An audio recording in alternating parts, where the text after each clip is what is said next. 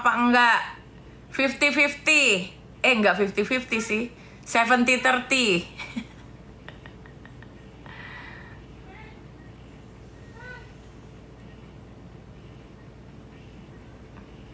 Oke, gue akan ngebahasnya gini. Jadi nanti sidang hari Kamis itu tanggal 24 adalah sidang pembuktian, di mana pelapor itu harusnya datang hadir dan memang sudah dikonfirmasi oleh Dokter Reza di sosial medianya. Kalau yang pertama, ya ini kalian kalau mau rekam, ini ulang. Kalau udah rekam bilang ya. Jadi nanti jangan lagi ada opini-opini penggiringan yang sesat ya. Gitu. Kalau sudah bilang, ya.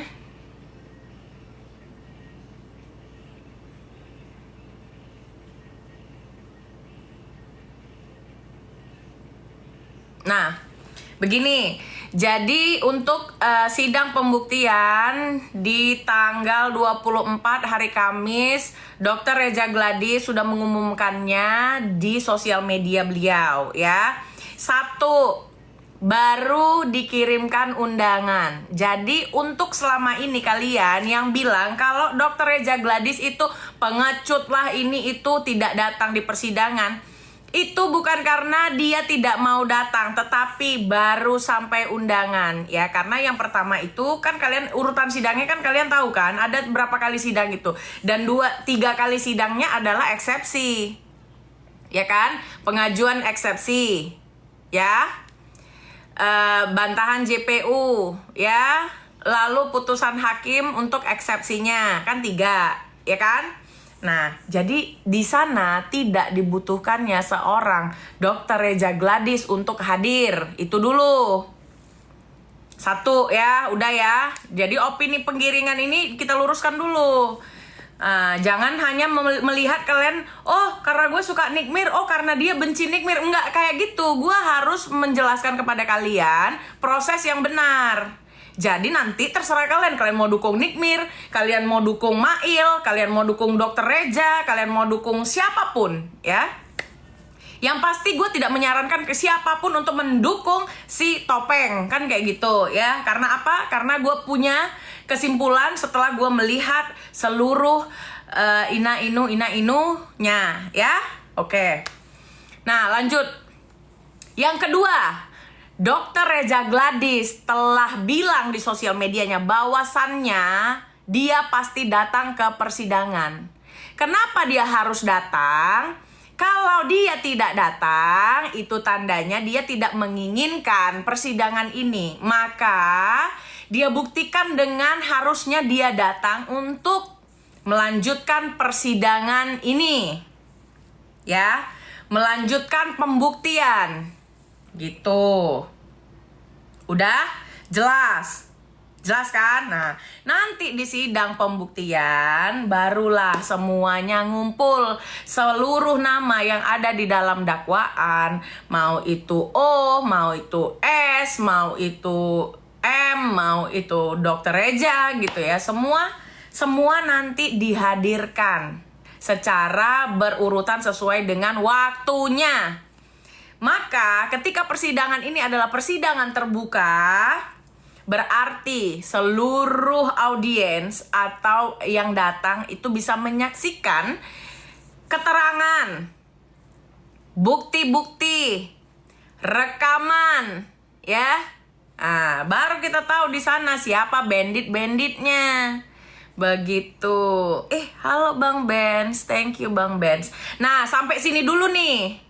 Sampai di sini dulu. Jadi ini membuktikan bahwasannya Dr. Reza Gladys tidaklah takut menghadapi SON dan lain sebagainya, A sampai Z. Ya, nanti di sana seluruh yang datang, pelapor maupun terlapor maupun saksi-saksi itu akan berdegup kencang. Kenapa? Semua kesaksian yang tidak benar dan semua bukti yang terbukti akan dipertanggungjawabkan. Ya. Mau siapapun dia, mau entah dia pelapor, entah dia terlapor, entah dia saksi, begitu. Paham kalian? Topeng bakal kena nggak sih Kak? Si Topeng ini memang mulutnya sedikit lemes, bukan sedikit, banyak sekali. Nah cenderung seperti bukan yang apa ya, bukan yang bergelar profesinya gitu loh. Ya, dari caranya berbicara, etikanya kurang, minus banget.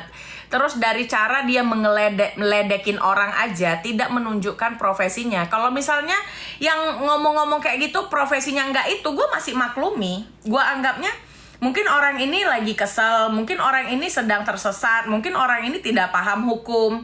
Tapi kalau misalnya dia yang seorang bergelar dan berprofesi di mana di Indonesia ataupun di dunia ini mengakui bahwasannya profesi tersebut adalah profesi yang mulia, ya.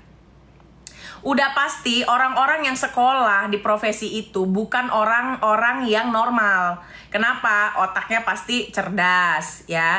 Yang kedua, etikanya sudah teruji. Karena mereka juga di dalam profesinya ada kode etik, begitu. Ya.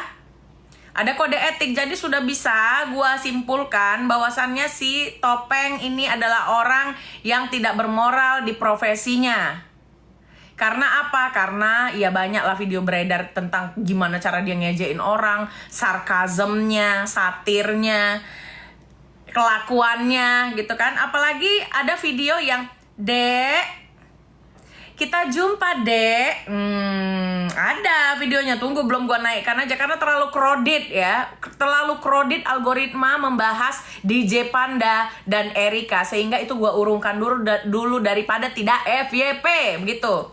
Tujuannya FYP apa? Agar pesan tersampaikan.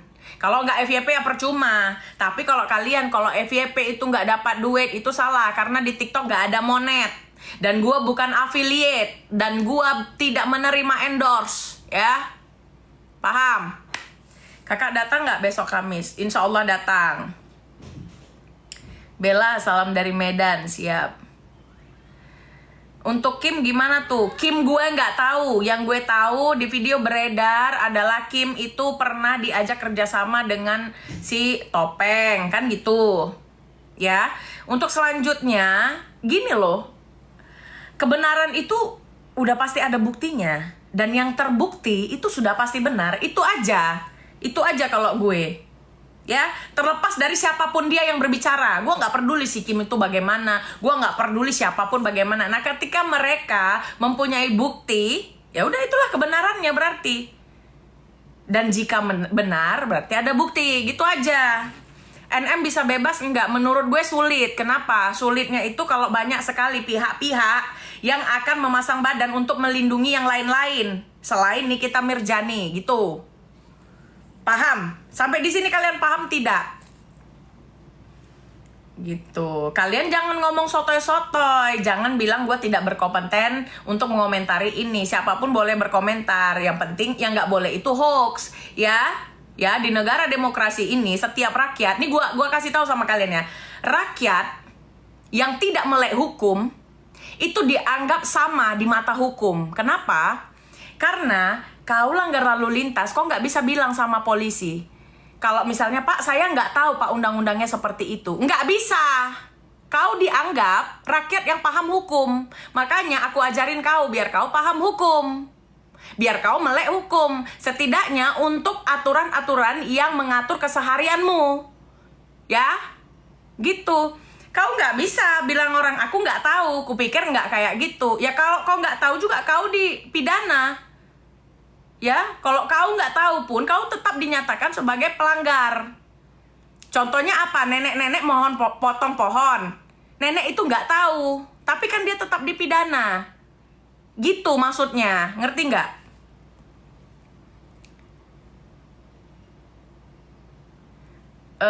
Menurut gue, Nikmir ini sulit bebas menurut gue ya, menurut gue sulit bebas kalau gue lihat kronologinya. Ini kalian lepaskan dulu kebencian gue dengan Nikita Mirjani ya, agar nyambung ceritanya. Jadi namanya juga kan ini perspektif itu berbeda-beda dari setiap orang gitu loh. Ada yang mencintai dia juga, jangan buta terhadap proses ini gitu loh. Gitu.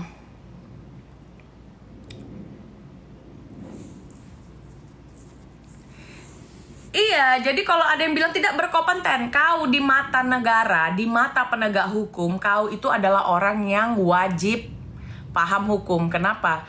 Kau nggak tahu, ya kan? Tapi karena kau melakukannya, kau tetap dipenjerong. Ya, nggak bisa di sana kau bilang aku nggak tahu pak, nggak bisa.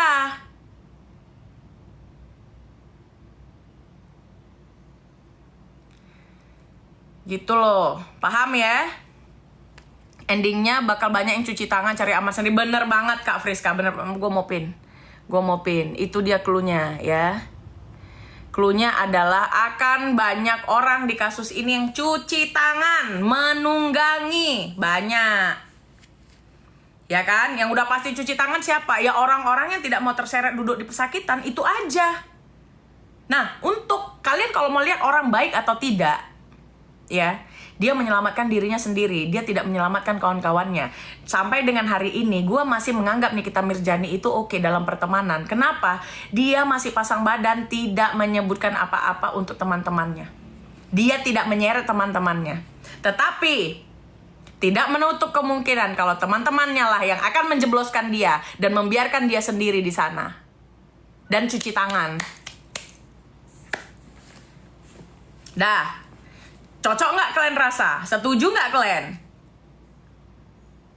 Gitu.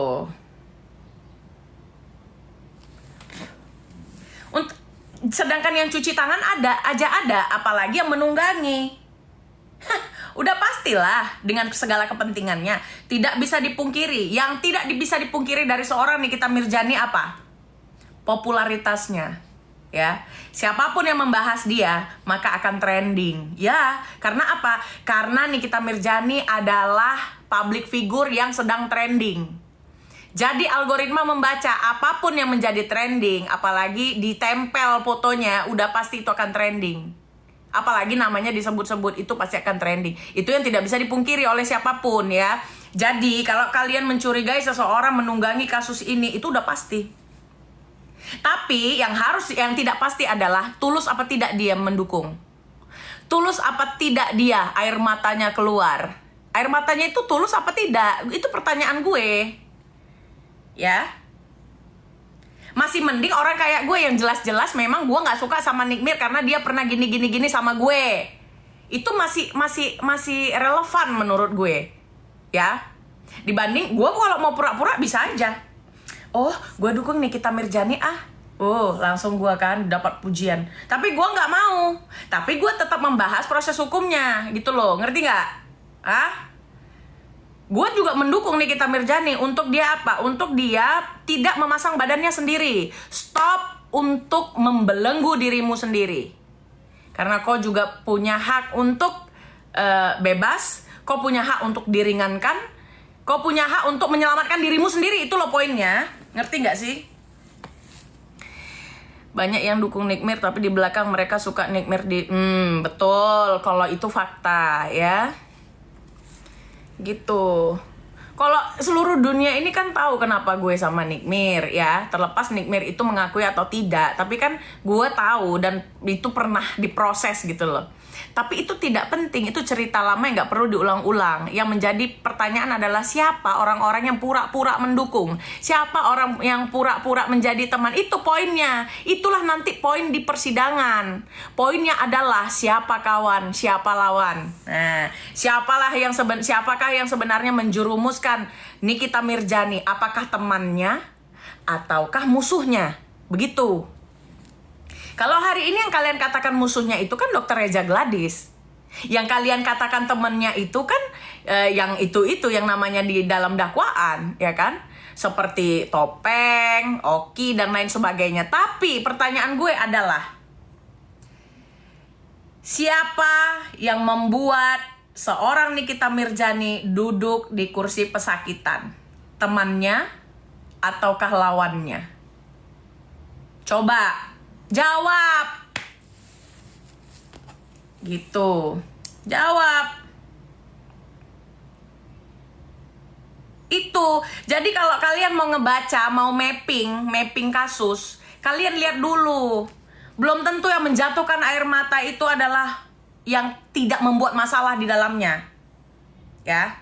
Gua kasih tahu sama kalian contoh, tapi ini kalian harus objektif. Jangan kalian bilang lagi, "Oh, karena kau kawannya si Fitri." Gak ada urusannya sama Kak Fitri ini. Gue, benar, orang pertama yang gue kenal di circle itu adalah Fitri Salhuteru. Ya, sampai dengan detik ini gue berteman dengan Fitri Salhuteru.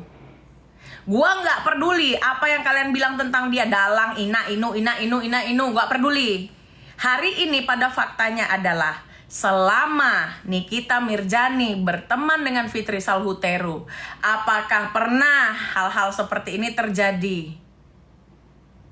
Hah? Pernah apa tidak? Kalau tidak, berarti yang harus kalian plot dan mapping adalah siapa kawannya, siapa lawannya.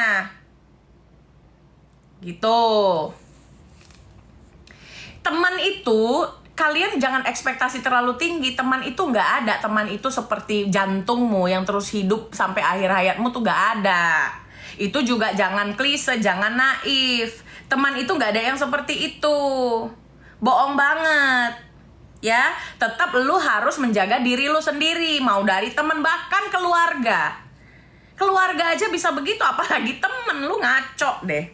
Kalau pertemanan itu kan tinggal nunggu momen aja. Cerainya kapan, sama kayak hubungan, ya kan? Itu tinggal tunggu momen saja. Apakah kalian bisa landing dengan pertemanan, tetap berteman atau tetap berkasih, ataukah kalian bercerai di pertemanan atau kalian bercerai di berkasih-kasihan. Begitulah kira-kira ya. Ya enggak? Mana ada musuh abadi, mana ada kawan sejati. Pret. Gak ada itu.